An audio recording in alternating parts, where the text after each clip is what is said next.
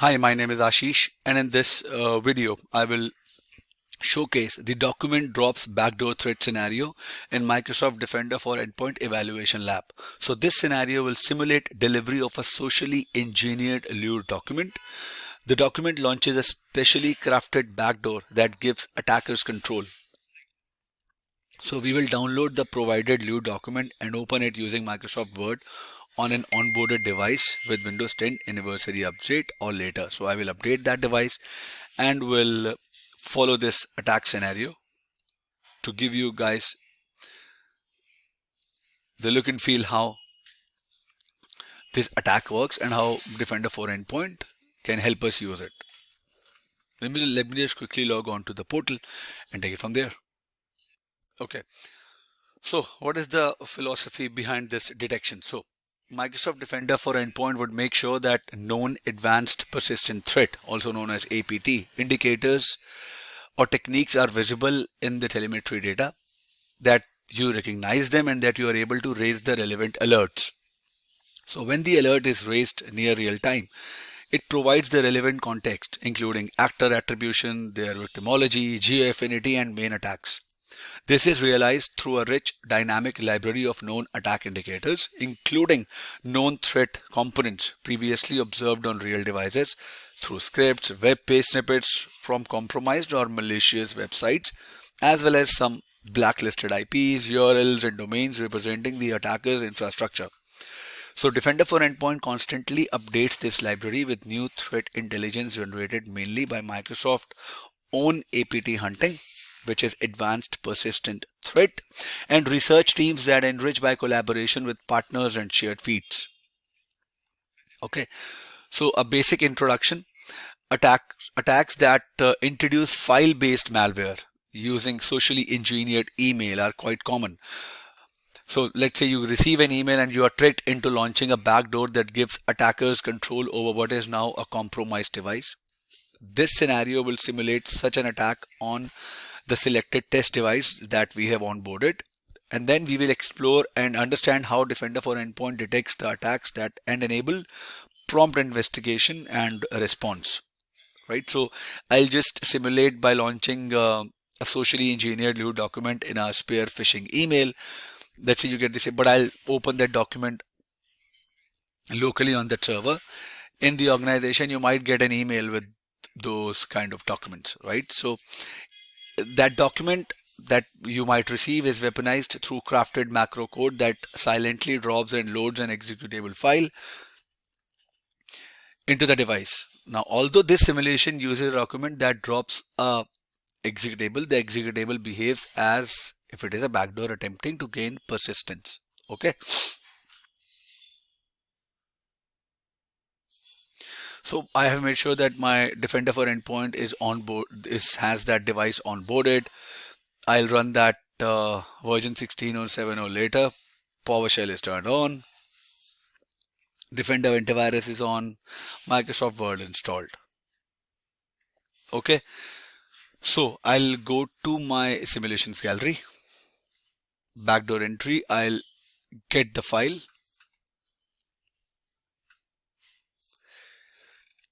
Now it is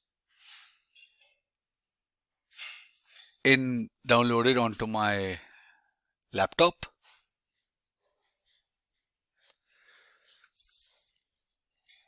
Here it is. This is the document that I'll do. So I have that file on my laptop. So now I'll copy this file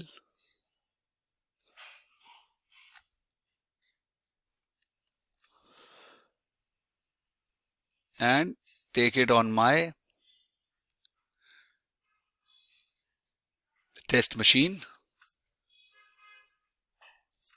Okay, here it is. Now I will have copied this file. Now to simulate typical user interaction with this document, I'll just double click the copy of the document on the test device. Make sure you're doing it only on the test devices. I'll just double click it. It is asking me to enter the password. So I'll enter the password.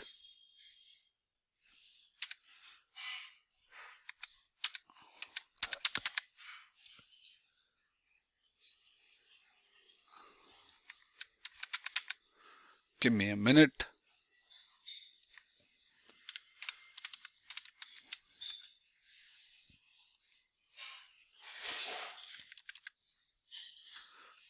I'm just checking if my caps lock is on.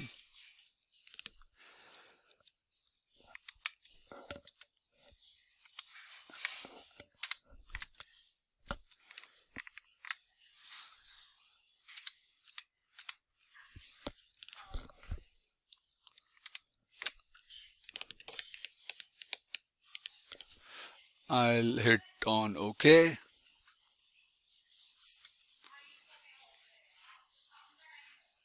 This is it says only use it through the Microsoft. I'm doing it.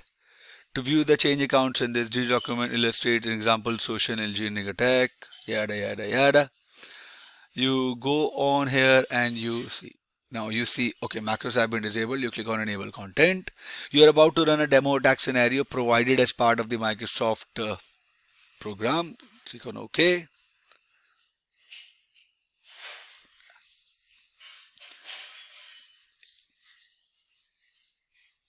Now see, attack scenario is completed. Press any key to close.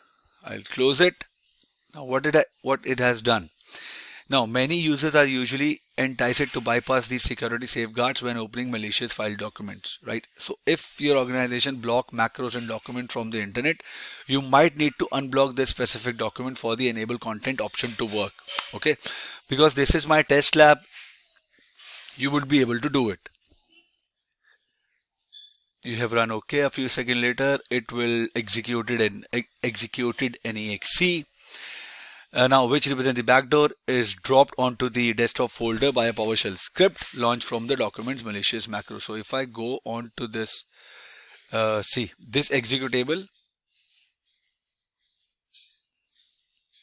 This executable is downloaded.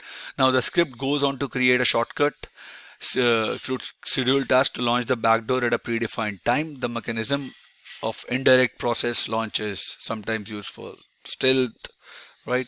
So now when this is launched, it creates an auto start entry under the registry run key, allowing it to stay persistent by starting automatically with Windows. So the command prompt, you saw the command prompt, right? So congratulations, we are done running the attack.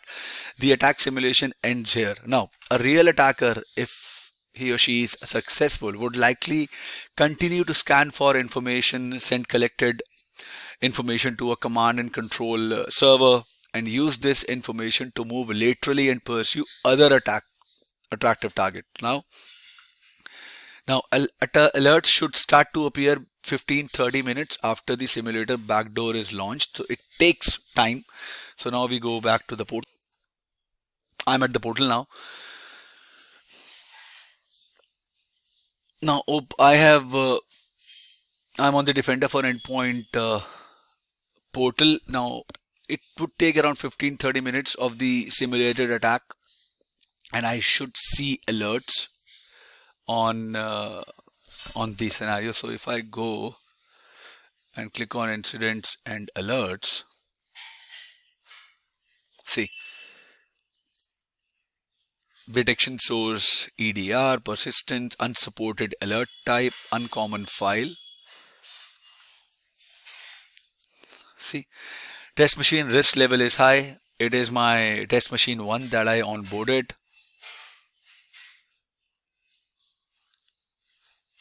Right, you click on alert story, you click on maximize, you'll see all of these things. It created a registry entry as I was explaining you. You see this backdoor.exe, and it created the entry in this path of the registry. And then if you see here, you can download this alert file, you can open file page, you can add an indicator. So this was the command that executed. Okay, now you have to investigate the attacks as a single incident. So Defender for Endpoint, it would apply the correlation analytics and aggregates all related alerts and investigations into one incident entity. By doing so, Defender for Endpoint narrates a broader attack story, allowing the SOC analysts to understand and deal with complex threats across the organization with the right visuals through the enhanced incident graph and data representation.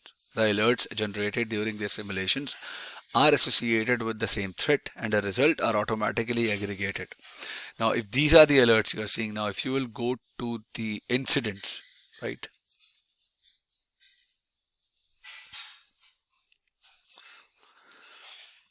It said multi-stage incident involving initial access discovery on one endpoint. You click on it. See, these are all the incidents.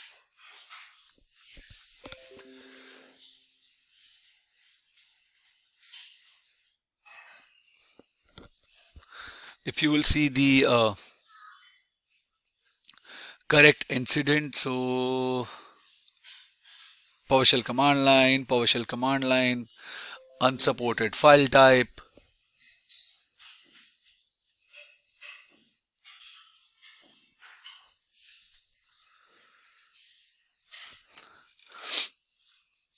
You click on any incident, it will open up this incident's ACP registry.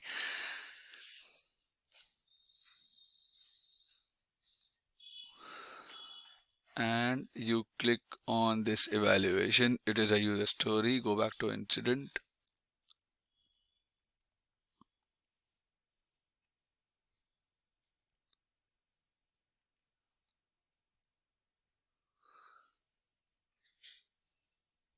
Not set.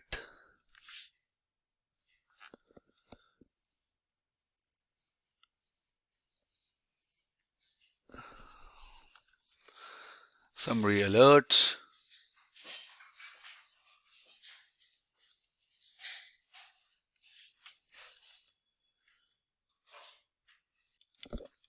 And when you click on an incident again, you can export all the incidents from here. And let's say you run this, click on this, it will take you to the alerts. And if you click on this here message, you can see it in timeline. You can click on details. What was there in that alert? Every detail you're getting, active alerts, devices, how many devices are there, right? And now if you want to review the generated alerts, I'll give you the more. So if you click on alerts again, and you click on here. Now, PowerShell dropped a suspicious file. Okay, let me go back.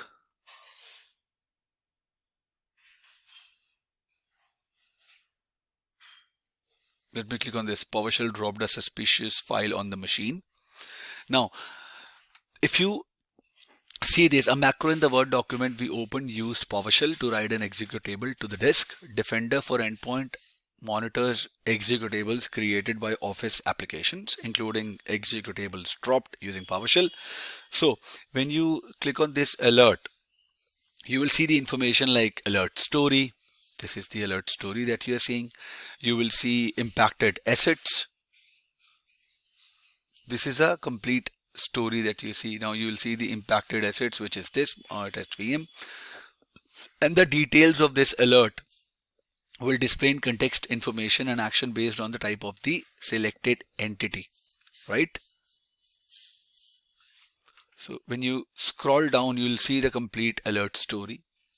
Now let's say you click on this suspicious PowerShell command line. It will show you the details, alert state, alert details, what type of technique or a category it was in. Detection source is Microsoft Defender for Endpoint. It used endpoint detection and response. Detection status, it is detected and generated on. Description, incident details, like, and this is the same file that got alerted. It is the device. It is the automated investigation if you have not set it up, and incident number 2. So you maximized it and you run it.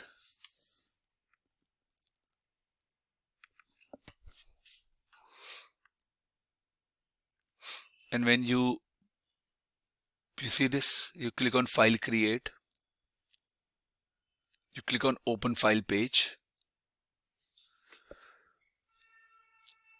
So it will open up this details of this file that got inserted, and then you can read for more information about these file pages, like the file details,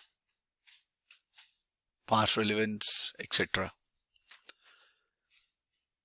And then you can go through every alert in your alert section to get into the details of every specific alert, right? Anomalous, if I go here and you click maximize this, you click on this, you not from here, you click on file, you click on open file page, you'll get every information that you want to see. Now if you want to inspect and download it, you can do that. You go into the alerts, you click here, maximize, you can download the file, you mention the reason, you set a password. Now you can get the detailed information about the file, like file hashes, signer name, if it is signed validly signed, alerts raised on this file, the number of devices it was observed on in the organization or worldwide. Now to perform further forensics on the file itself, you can submit the file for deep analysis, which provides automated analysis or in a control environment, right? So you can download the file by providing the information, or you can submit the file as well. This is obviously authenticated by Microsoft to do the simulations. So if you want to download a file, it must already be in the Defender for Endpoint sample storage. If the file is not, then it will give you a collect file option, because it was already in the sample storage. That's why it gave me the option to download the file. Okay. Now if you want to review the device timeline, so if you will click on the device name on the alert page, test machine. Now if I go into the devices, I have only one device. I'll click on it.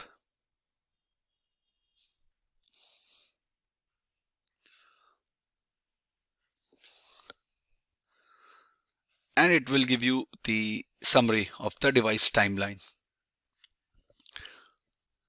We can scroll through the device timeline and view all the events and behaviors observed on the device in the chronological order. You see the alerts. It will take the alerts from there. You see the timeline here.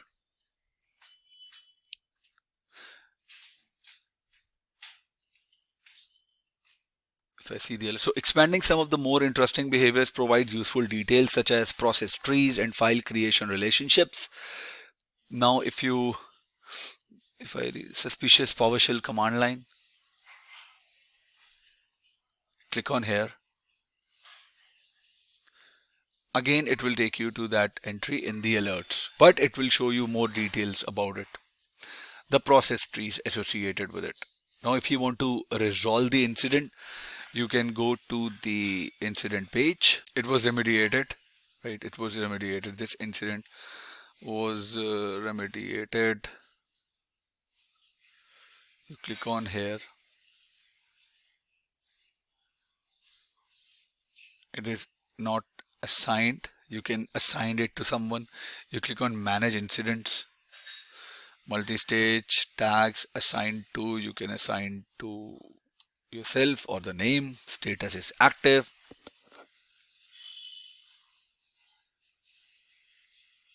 Now you can review the reports and you can add a comment and assign it, and then you can close it.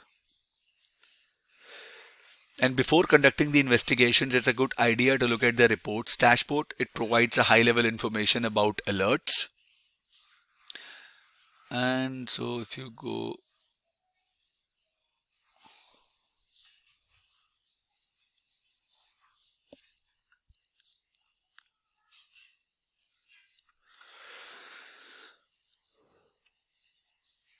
okay, so the conclusion. So we were successfully able to simulate a common attack and walk through how Defender for Endpoint surfaces that attack. We saw what the alerts look like and detailed contextual file, device, and even information. I hope this video was informative for all of you guys. If you have any further queries, please mention them in the comment section, and I'll see you guys in the next video. Thank you. Have a good day.